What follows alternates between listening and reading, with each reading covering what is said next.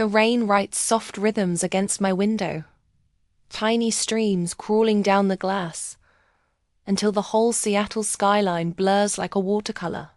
Streetlights smear into gold lines. Car headlights drift like slow comets. Inside, I sit cross-legged, on my sofa, facing a single chocolate cupcake parked on the coffee table like a small, patient witness. One lonely candle stands in the middle, unlit, tilting slightly to one side as if it's tired of waiting. 30, the big 30. And somehow, in all this big city noise, no one remembered. I pick up my phone again, because hope is stubborn even when it knows better. 15th check in 10 minutes. No missed calls, no messages. Just my face mirrored on the blank screen. Eyes a little red, mouth pressed tight. The wall clock clicks to 8 p.m., neat and final, like a door closing softly, so you still feel the draft. Something in me sinks. That's it. Official. The day arrived, the day left, and not a single word from the two people who brought me into this world. I unlock my phone anyway and open Instagram, fully aware I'm poking a bruise. My thumb scrolls on its own until I land where I knew I would. Camille, my sister. There she is, glowing at her piano, hands floating over the keys like white birds. The caption is delicate and perfect. 78 likes and climbing. The first comment belongs to my mother. Our brilliant star. Your father. And I couldn't be prouder of your magnificent performance. Dad's reply comes next, clean and bold. That's my girl. Mozart himself would be jealous. The familiar tight ring wraps my throat. 30 years and the pattern still bites like it's brand new. I shut the app and open my camera roll. There. My own work beams back at me. The boutique hotel I finished last month. Warm pools of light, brass edges catching a glow, old brick and modern lines tied together like a promise. It was the project that finally gave my name a little shine, and a bonus big enough to change my balance sheet. A tear splashes onto the screen, bending my proudest image into a ripple. I wipe it with my sleeve, annoyed at myself for leaking. No one's ever going to celebrate you, Emery. I whisper into the still room. Not the way they celebrate her. A memory steps in without knocking. I am 10, seated very straight in the living room, wearing the pink dress my grandmother mailed, the one with the tiny ribbon at the waist. My hair is smooth for once, my smile carefully set in place, waiting to be seen. Mum rushes through with one heel half on, breath short. Hurry up. We can't be late for Camille's recital. She moves past me like I'm air. What about my party? I ask, voice a soft thread. Dad pats my head without looking up. We'll celebrate next weekend, kiddo. We never did. That was the day I learned how to fade at the edges of my own life. To be grateful for crumbs. To clap hardest for Camille and pretend the shadows around me felt like home. Back in my apartment, I scrape away another tear with the side of my hand and scold myself out loud. I'm 30, not 10. Grow up. The cupcake waits, frosting starting to dull and crust over. I reach for it, then stop halfway. What am I supposed to be celebrating? Another year of being invisible? Another milestone passed with no witness? Not this time. I sit up straighter and pull my laptop closer. Numbers flood the screen in the cool light. My balance blinks at me. $97,342.16. Years of careful saving layered with the fresh $68,000 from the hotel bonus. Quiet money. Money no one in my family even knows exists, because no one ever asked how I was really doing. I stare at the figures until my heartbeat steadies, then quickens. A bold, reckless thought walks in and sits down beside me. For the first time all day, the feeling inside my chest isn't disappointment. It's heat, I pick up my phone and press the call button. A bright voice answers. Clipped and practiced. Seattle Audi, this is Trevor. How can I help you today? Hi, I say, surprised at how sure I sound. Do you have any Q5 South available? Absolutely, he says. A few trims on the floor. Would you like to come? In for a test drive? I glance at the unlit candle, at the rain-washed window, at my silent phone. Actually, I'm thinking of buying one. Tonight. There's a pause, a soft smile I can hear. Tonight? We're open for about an hour more. If you're serious, I can start the paperwork. I am, I tell him, feeling my spine line up like a ruler. I'm very serious. I end the call and stand. My reflection blurs in the black window. A woman with a straighter back, chin raised, eyes catching a light I haven't seen in them in a long time. If they won't celebrate me, I tell the version of me in the glass. Then I'll celebrate myself. I pocket my keys and wallet and leave the cupcake behind on the table. A tiny moon in a dark room. The rain has softened to a mist. The air smells washed. Far above the clouds, maybe there are stars tonight. For the first time in 3 decades, I'm going to give myself the gift I deserve. Have you ever had to celebrate your own milestone because no one else remembered? Share in the comments below. 40 minutes later, the dealership gleams under white lights that make the floors shine, like soaked streets after a storm. My pulse thumps a quick pattern as I push through the glass doors. A man in a crisp button-down heads my way. His smile confident, his eyes practiced. Welcome to Seattle Audi. I'm Trevor. His handshake is warm. Sure. What brings you in this evening? I called earlier about the Q5, I say. I'd like to buy one. Today. Thanks for watching. His eyelids flicker, surprise visible for a breath before the smoothness returns. Of course, he says. Let me walk you through what we have. We move between sleek bodies of polished paint and metal, each curve catching the light like a whisper. In the far corner, a midnight blue Q5 waits with a quiet sort of presence. Like it knew I was coming and saved me a place. I trail my fingertips along the side, seeing my own shape stretch and bend in the sheen, a woman with purpose showing in her stance. If you want, we can take it out for a drive, Trevor offers. I shake my head, shoulders squared. No need. This is the one dot in the finance office. A woman with silver woven through her hair slides documents across a desk that looks too perfect to smudge. We step through each page, each initial, each line that makes this new version of me a little more real. When we reach the numbers that matter, she looks up. How would you like to handle payment? I'll put down $60,000 in cash, I say, the sentence tasting bold. I'll finance the rest. Her eyebrows lift a fraction, gone almost as quickly as they arrived. A reaction I've learned to recognize and ignore. People often measure me short before they know me. That's quite a down payment, she says, tapping keys. What's your occupation, Miss Blake? Interior architect. I just finished a boutique hotel redesign. I let the silence do the rest. Let them wonder if they want to. Pen in hand, I sign my name again and again, and every curve of ink feels both foreign and right. My fingers tremble once, then steady. When the last page is done, a key fob lands in my palm with a soft, heavy weight. Solid. Real. Mine. Congratulations on your new Audi, Trevor says, appearing at my side, pride in his voice as if he helped hammer the steel into shape. He walks me to the midnight blue, and I catch myself again in its deep paint. A woman framed in light, standing where she chose to stand. The overhead lights create a halo effect around my figure. For a moment, I hardly recognize myself.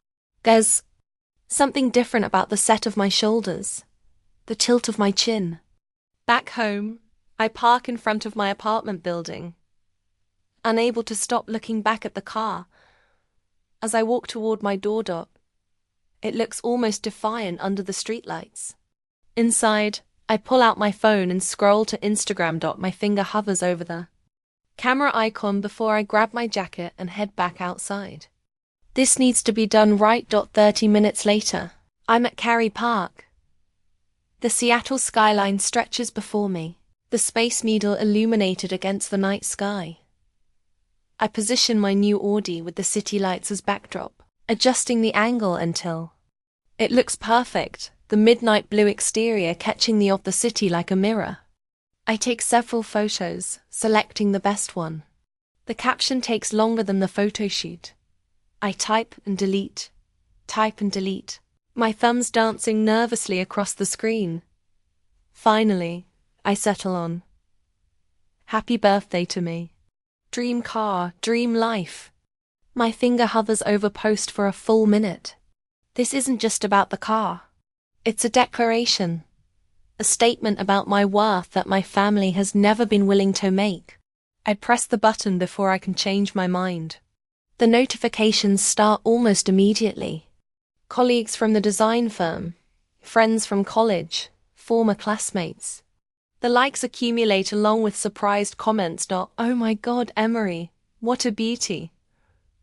Happy birthday. You deserve it. Didn't know you were in the market for an Audi, congrats." I'm savoring a moment of vindication when my phone buzzes with a call. Mother. I stare at her name on the screen for 3 rings before answering. Emery Zhang Blake. My full name. Never a good sign. Where did you get that kind of money? No. Happy birthday. No. How are you? Just immediate suspicion. Hello to you too, Mom. I lean against the Audi's hood, feeling its solid presence supporting me. I earned it. That car costs more than most people make in a year. Harold, come talk to your daughter about this car she's apparently bought. I hear rustling as the phone changes hands. Emery? Dad's voice carries the same tone he used when I was 16 and came home past curfew. Is this some kind of lease arrangement? Because financially this seems it's mine, Dad. Paid mostly in cash. The words taste sweet in my mouth. For my bonus on the Fairmont project. Excess. Silence stretches between us. I can almost hear him calculating, reassessing. Well, his voice has shifted, unsure of its footing. That seems impulsive. My phone beeps with a text notification. Camille. I pull the phone away, to glance at the preview. Wow. Didn't think you could afford something like that. Mom and Dad freaking out. LOL. The family group chat explodes seconds later. Messages pile up about my sudden extravagance and unexpected purchase. Not one message acknowledges what day it is. Mother's voice returns to the line. We need to discuss this as a family. Dinner. Tomorrow night. 6 o'clock sharp. Is this an invitation or a summons? I ask, surprising myself with my boldness. This is family, Emery. We're concerned. I glance at my watch. 9:43 p.m. My birthday nearly over. Still unacknowledged. I'll be there. I say finally. But I'll be driving myself. After hanging up, I sit in my new car. Hands resting on the premium leather steering wheel. The silence wraps around me like a blanket. Tomorrow will be a reckoning, but tonight is still mine. I start the engine and drive toward downtown. The streets are quieter now, most commuters long gone. I find a small bakery near Pike Place that stays open late. The bell tinkles as I push through the door. You caught us just before closing, says a woman wiping down the counter. What can I get you? A birthday cake. The words come out softer than I intended. A small one. She shows me a simple chocolate cake with buttercream frosting. Any message? I hesitate only briefly. Happy birthday, Emery. From me to me. Her eyes meet mine with quiet understanding as she pipes the message onto the cakeine elegant script. No questions asked, just a sympathetic smile as she boxes it up. Hope it's a good one. Despite everything, she says, sliding the box across the counter. Back in the car, I place the cake carefully on the passenger seat. In the window reflection, I see a woman. I'm just beginning to recognize someone. Ho has decided her own worth isn't up for debate anymore. The cake sits beside me like a passenger as I navigate the rain-slicked streets, heading home to finish celebrating the birthday no one else remembered. The next evening, the tires of my new Audi crunch on the familiar gravel driveway off my parents' Bellevue home. I park deliberately beside Dad's practical sedan. The contrast between our vehicles, a physical manifestation of our differences. Through the large bay window, I catch their silhouettes, Mom, Dad, and Camille watching Marival. Their expressions shift from judgment to surprise as they register the gleaming vehicle. I sit for a moment, hands still gripping the wheel. The cake box waits patiently on the passenger seat, its message hidden inside like a time bomb. A deep breath fills my lungs. 30 years of swallowed words press against my throat. Today is different. I whisper to my reflection in the rearview mirror. I gather the cake box and step out into the cool evening air. Mom opens the front door before I reach it. Emery, what a surprise! Her eyes dart past me to the Audi, then back to my face. Come in. Dinner's almost ready. Dad stands in the foyer, arms crossed. That's quite a vehicle you've got there. Yes. At Island I offer nothing more as I step inside, brushing past him with the cake box held carefully in front of me. Camille hovers nearby, curiosity battling with discomfort on her face. Hey. Nice. Car. The dining room looks the same as ours. Always.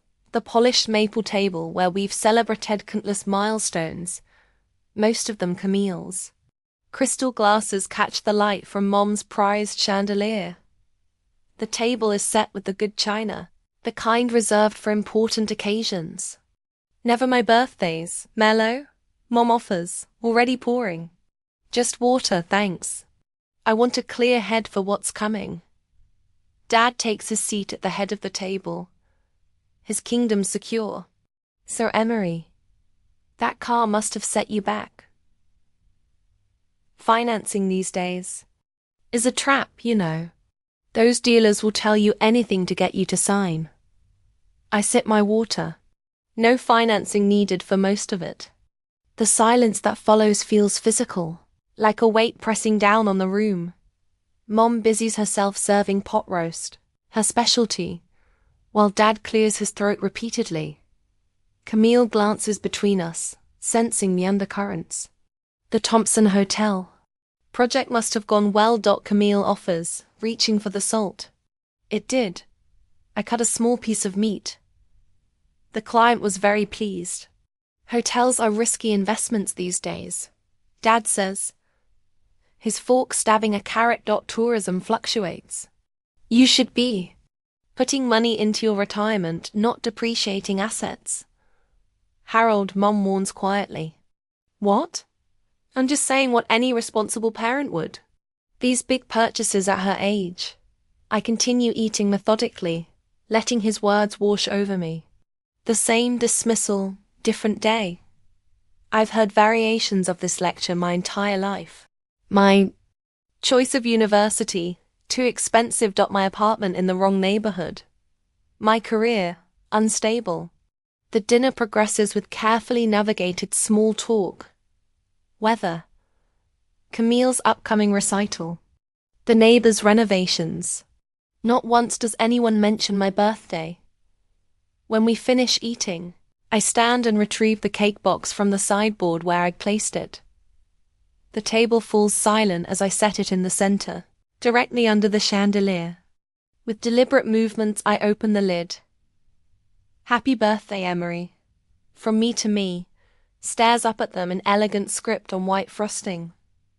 Mom's hand flies to her mouth. Oh, Emery, we don't. My voice comes out steadier than I expected. For 30 years, My birthdays were forgotten, while Camille's moments were celebrated like royalty. Dad shifts uncomfortably. Now that's not fair, isn't it? I meet his gaze directly. My 16th birthday. You gave me a grocery store cake while Camille had a catered party with 50 guests for hers. Mom's eyes fill with tears. We never meant. My 20th birthday coincided with Camille's college graduation. Not only did everyone forget, but you scheduled a family vacation to celebrate her, and didn't include me because someone needed to watch the house. Not one knows. Camille's eyes widen. I never knew that. And this year, I continue, my voice gaining strength with each word. Complete silence. Not even a text message. The room stills. The only sound is the ticking of the grandfather clock in the corner, marking seconds of uncomfortable truth. I stand straighter, shoulders back. I gave myself the gift I deserved. And I don't need anyone's approval. Broad. But $50,000 on a car? Dad sputters. It's irresponsible. Is it? The hotel project I just completed. The one none of you asked about.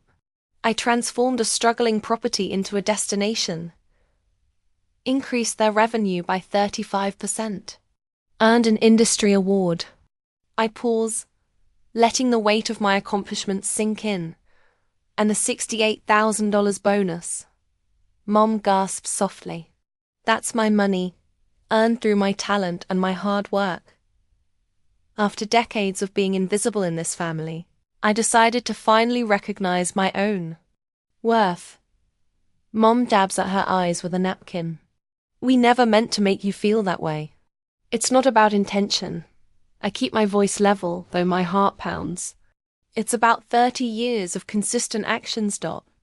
It's about creating a family dynamic where one child matters and one doesn't.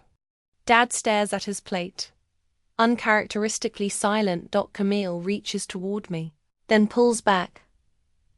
I never realized. I was so wrapped up in myself, in all the attention. I should have seen it. Yes, you should have. The words come out sharper than intended, but I don't apologize.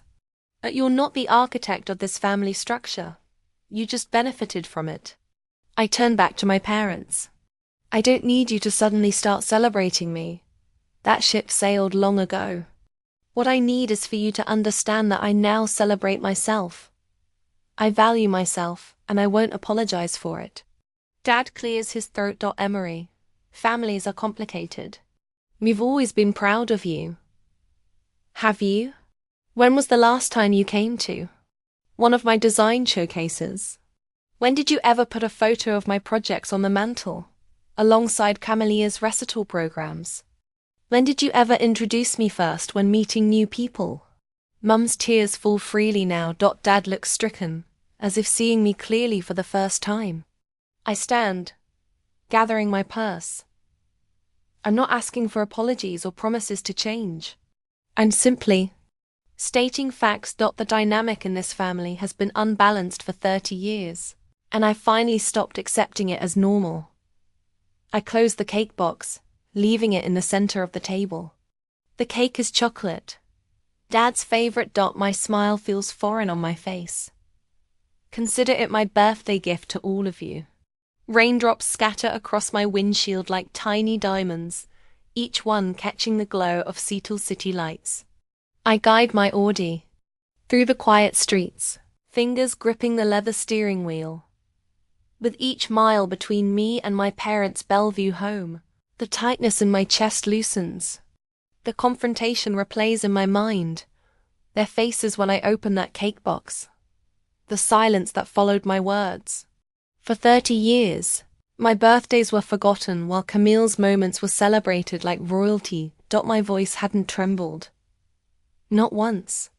I passed the Space Needle, illuminated against the night sky. From certain angles in the city, it looks like a UFO, hovering above downtown, ready for takeoff. Tonight, it feels like a beacon, a reminder that sometimes you have to reach impossible. heights to be seen. When I reach my apartment building, I sit in the car for several minutes, watching raindrops race down the windshield. The leather seats still smell new.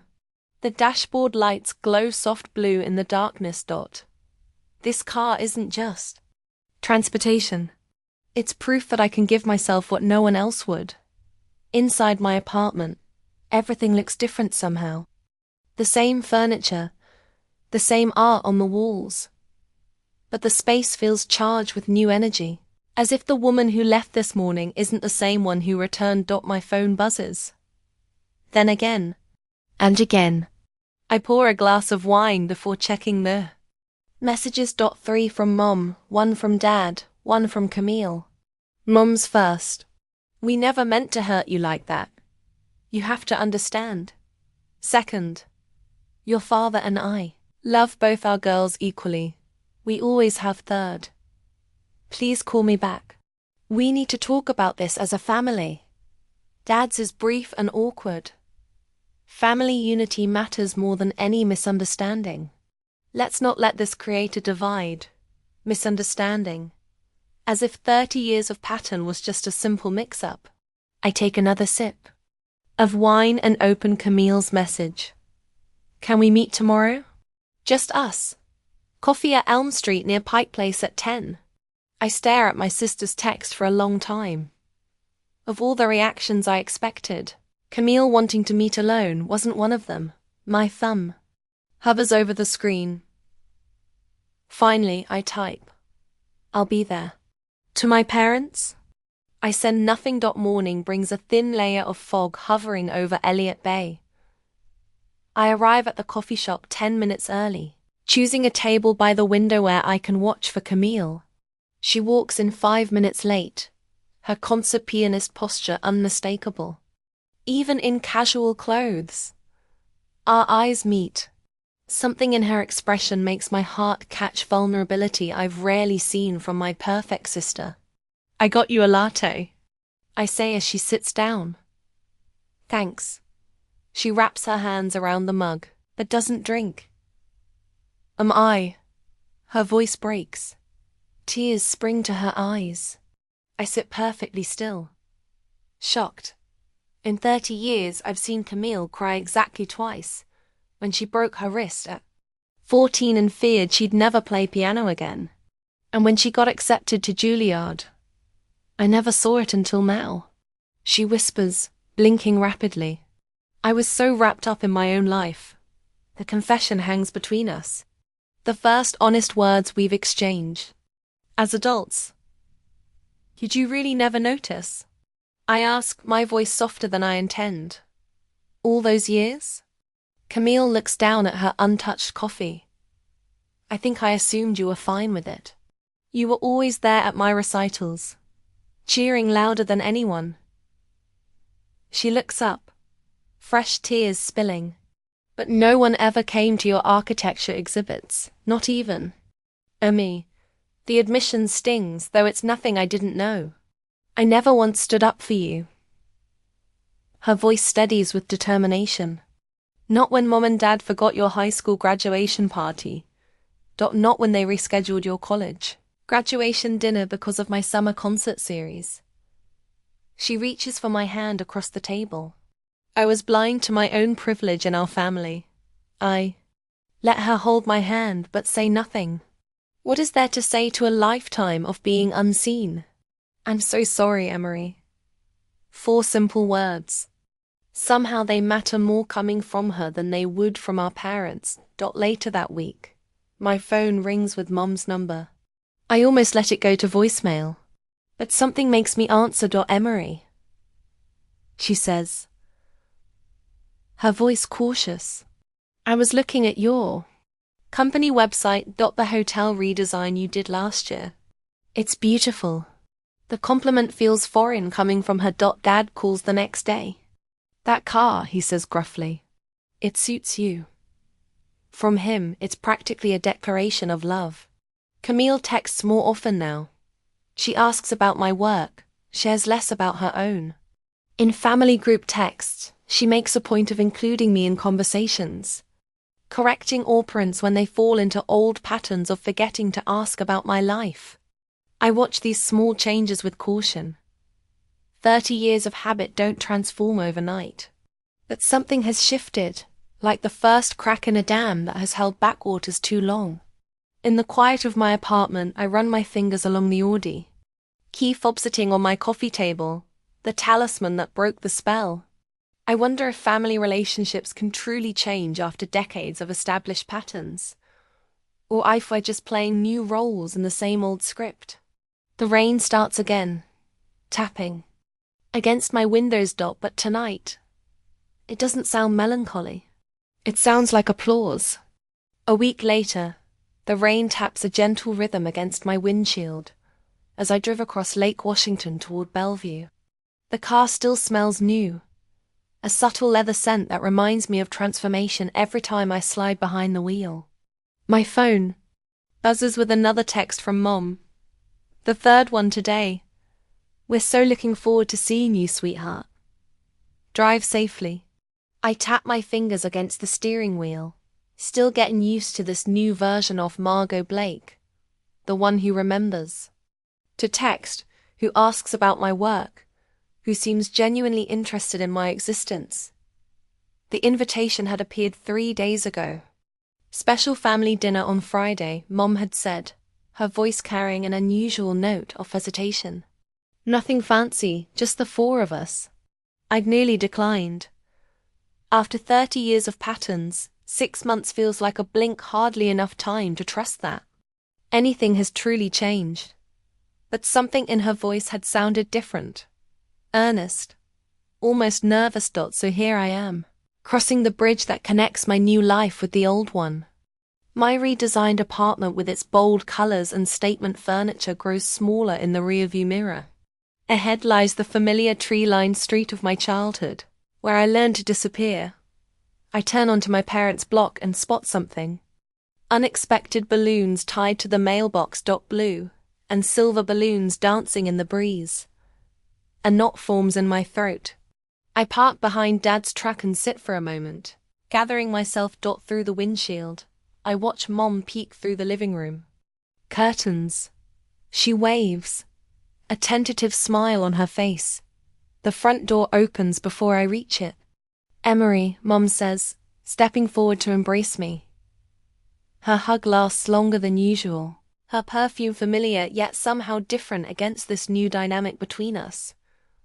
You look wonderful. Thanks, I say, following her inside. The house smells of roasting. Chicken and something sweet, cinnamon, maybe. What's the occasion? Mom's eyes dart toward the dining room. Why don't you go see for yourself? I round the corner and stop cold. The dining room table normally set with simple white plates for family. Dinner's gleams with the good china and crystal glasses. A vase of fresh flowers sits center stage beside a large white box from Macron Bakery. Blue and silver streamers hang from the chandelier. Surprise, Dad says, rising awkwardly from his chair. Better late than never, I suppose. Camille steps forward. From behind him, her hands clutching a wrapped package. Happy belated birthday, M. I remain frozen in the doorway, unable to process the scene before me. Dad gestures toward the cake box. Go ahead, he says, voice gruff with something that might be embarrassment. Open it. With numb fingers, I lift the lid. Inside sits a chocolate cake with buttercream frosting. Written across the top, an elegant blue script. Happy belated 30th birthday. Emery. I know we can't undo the past. Dad continues, eyes fixed somewhere over my shoulder, but your mother and I have been doing some thinking. About how we've...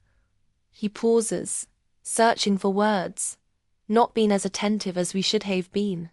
The understatement hangs in the air between us.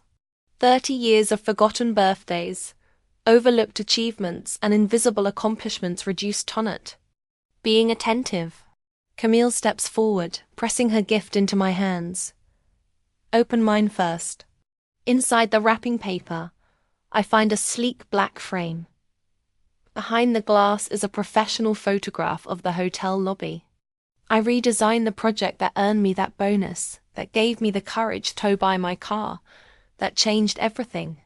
Beside the photo is the review from Seattle Architecture Monthly, praising the bold vision and flawless execution.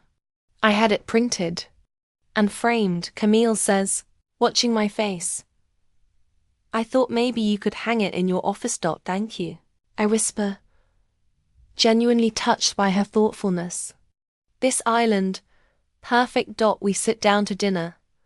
The conversation stilted but sincere. Mom serves my favorite chicken masala, something she's made countless times for Camille, but rarely for me. Dad asks about my current projects with awkward interest. Camille fills silences with stories from her music studio. "We wanted to make up for missing your birthday," Mum says. "It's been a long time since we've served the cake." The words catch me off guard, not an acknowledgement of decades of pattern. Just a single missed occasion. Dad nods, cutting into his slice. "Your mother feels terrible about it." I set my fork down. "It wasn't just my 30th birthday, Dad." The table goes quiet. Dad looks uncomfortable, eyes darting to Mom for rescue. "I know," Mom says finally. "We've missed a lot. Made you feel less important." "Second place," I say quietly, "or no place at all." The cake sits half-eaten on our plates as I continue. "I appreciate tonight. I really do. But I need you to understand something. I'm not looking for makeup celebrations or guilt-driven attention. I look each of them in the eye, Dad, who still can't quite understand my career. Mum, who's trying but still misses the point. Camille, who seems truly sorry for her unwitting role in my invisibility. What I want is respect, recognition that I exist, that my achievements matter, that my presence in this family counts for something." Dad shifts in his chair. "Of course you count, Emery. You've always counted." "Have I?" I ask. "When was the last time you came to one of my design exhibitions or asked about my career without me bringing it up first? When did you ever put one of my events ahead of Camille's?" Silence falls again, heavier this time. "Things will be different now," Mom promises, reaching for my hand. I let her take it, but my voice remains steady. "They already are different, because I'm different. I decide my worth now, not anyone else." The words hang in the air, not angry, just matter of fact. For the first time in my life, I feel the power shifting in this room. No longer the forgotten daughter seeking crumbs of attention, but a woman stating her terms. Fair enough. Dad says, finally, nodding slowly. "We've got some catching up to do." Camille raises her water glass. "To new beginnings? And better birthdays?" I lift my glass to meet hers, studying the faces around the table, my imperfect family, trying their imperfect best to repair what they've broken. Not because I forced them with my car purchase, but because my act of self-worth showed them who I really am. The cake tastes sweet on my tongue, not perfect, but good enough. Like this moment, not everything I dreamed of, but perhaps everything I need. To new boundaries I amend, my voice strong, and to celebrate ourselves when no one else remembers to. A year later, the gentle ping of my phone startles me awake. I squint at the screen, surprised to find a text from Dad. "Happy birthday, Emery. Hope it's a good one." Simple, straightforward, completely unlike last year's deafening silence. More notifications appear as I brush my teeth. Mom sent flowers. Camille wants to take me to lunch. My colleagues have planned something at the office. The contrast with my 30th birthday strikes me like a physical sensation. Warm sunlight after a year of storms. I slide into my Audi, running my hand over the leather steering wheel. For a year now, this car has been my daily reminder of the moment I decided to value myself.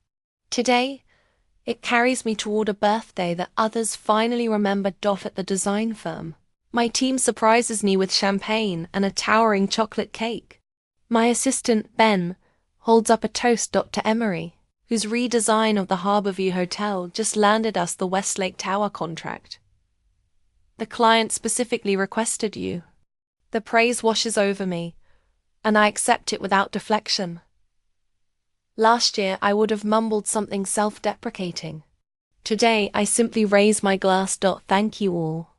I couldn't ask for better colleagues. Later, Camille meets me at our favorite waterfront restaurant. She looks different, somehow more attentive, less absorbed in herself. I reserve the table with the best view, she says, leading me to a window seat overlooking Elliott Bay. She hands me a small wrapped box. It's not much, but inside rests a silver compass pendant for the woman who found her own direction. The card reads, "It's perfect," I say. Genuinely touched. Camille reaches across the table. "I've been thinking about what you said last year, about always being invisible." She pauses. "I never realized what it cost you to cheer for me all those years." I clasp the pendant around my neck. We can't change the past. No, she agrees, but I can do better now. After lunch, I drive to Carey Park Viewpoint. The Seattle skyline spreads before me, the Space Needle piercing a sky unusually clear for September. My phone rings. "Mom. Happy birthday, sweetheart," she says, her voice warm but cautious. "Did you get the flowers?" "They're beautiful, Mom. Thank you."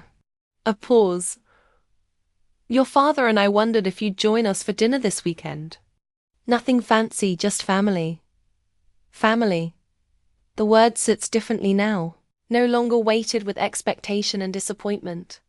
"I'd like that," I say. Saturday would work. The invitation hangs between us. Not a demand disguised as a question, but a genuine request. The subtle shift feels monumental. Back home, a package waits outside my apartment door. Camille's handwriting.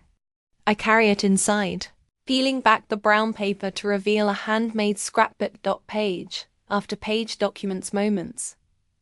I thought no one had noticed my college graduation, my first design award, newspaper clippings about the Harborview project. A note falls from between the pages. "I see you now. I'm sorry it took so long." I trace my fingers over a photo of myself standing beside my Audi. Taken the day I bought it. The moment I stopped waiting for validation and claimed it for myself. Opening my desk drawer, I remove a recent photo of me with my design team at the hotel. Opening. I carefully paste it into the scrapbook, completing the chronicle of my journey. The afternoon light slants through my window as I consider my evening plans. Mom and Dad's dinner invitation. A birthday gathering friends have organized at Elliott's Oyster House. Both options remain open, neither carrying the weight of obligation. For the first time, the choice is truly mine. Whatever I decide, I'll celebrate on my own terms. I stand before my mirror, fastening Camille's compass around my neck. My reflection shows a woman who finally understands that her worth never depended on family recognition. It was always there, waiting to be claimed. My car keys glint on the counter, catching the light. The Audi wasn't just a purchase. It was a declaration, a promise to myself that I would never again wait for others to acknowledge milestones. Some gifts change more than your possessions. They change who you are.